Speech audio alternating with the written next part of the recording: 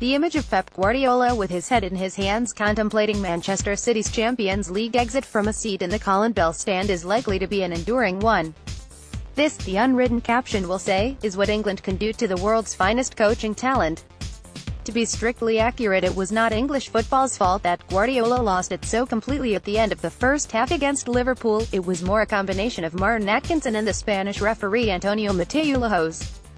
There are only so many staggeringly incorrect decisions a man can take in important games at the end of the season after all, and presumably Guardiola will now have even more sympathy with how Gus Hiddink and the Chelsea players felt when Tom Henning-Overbo's comedy refereeing favoured his Barcelona side in 2009.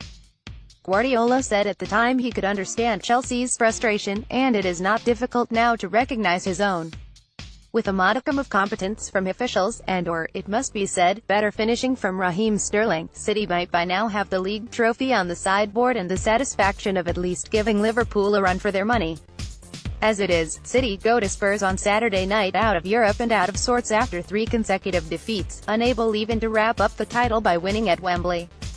This is not the denouement to a majestic season everyone was expecting, and no matter what happens over the next few weeks, even if City recover to the extent of winning the title with record numbers of points and goals, the quest for perfection is over. In all probability only Guardiola himself is worried about that, because he believes he is judged more harshly than other managers in England. He set himself the task of proving all the critics wrong. While some of the criticism he is receiving is willfully disproportionate considering what City have achieved in the league, Guardiola is always likely to be haunted by the reflection that the season, and his own behaviour, could have been better. If it is any consolation, he is far from alone in the Premier League in letting standards slip. In this relentless workplace 10 managers have been sacked, which would represent half the table had not West Brom been responsible for 2 of the dismissals. Of the managers still at the clubs where they started the season, Jose Mourinho is merely treading water at Manchester United, where many fans were thoroughly disillusioned by the club's meek exit from Europe, and Antonio Conte has been picking fights with Chelsea throughout a disappointing title defense. However bad Guardiola feels at the moment, he at least has one trophy in the bag. Arsene Wenger is in a category of his own in this regard, flatlining as usual with progress in a cup as a side interest, but even allowing Arsenal the benefit of the doubt, there are question marks against the names of managers at the above clubs plus Leicester, Everton, West Ham, Southampton, Stoke and West Brom. Again, that is almost half the league, and that is being generous to David Wagner and Roy Hodgson, whose teams have not yet pulled clear of relegation worries. The number of Premier League managers who have managed to enhance their reputations this season is small and comprises just Jurgen Klopp, Mauricio Pochettino, Sean Dyche and Rafael Benitez in the top half of the table. Though the Eddie Howe and Chris Hughton have proved capable, as has Javi Gracia since taking over at Watford, and, while Carlos Carvalhal deserves special mention for immediate impact and significant improvement, Swansea know perfectly well from recent experience it is best to judge a manager over the course of a full season. However bad Guardiola feels at the moment, he at least has one trophy in the bag and another shortly to follow. His situation is a lot brighter than that of one of his City predecessors, Mark Hughes, who at the moment is struggling to escape responsibility for getting 2 teams relegated in the same season.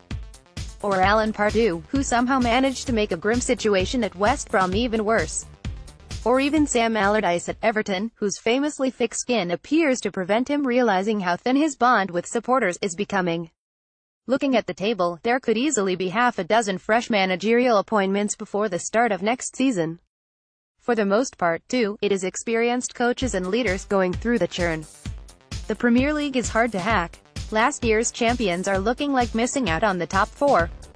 United cannot be happy with second, Mourinho says so, and improved as Liverpool and Tottenham are, they know they have to be pushing for leadership rather than merely settling for finishing above Chelsea and Arsenal. Even Guardiola has just admitted the Premier League is demanding.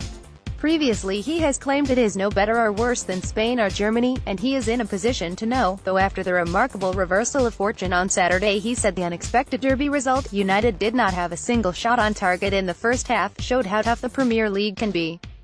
That was the City manager being philosophical, accepting disappointment with grace, not seeking excuses in his side's weak finishing or the referee's performance. The pictures were not beamed around the world as avidly as the ones from pitch side against Liverpool, though the sentiment deserves to be remembered just the same. What should not be forgotten is how difficult it is to win the league, and how easy City have made it look. For all the drama of the past week, every other team in England, yes, even Liverpool, would still swap places with them given the chance.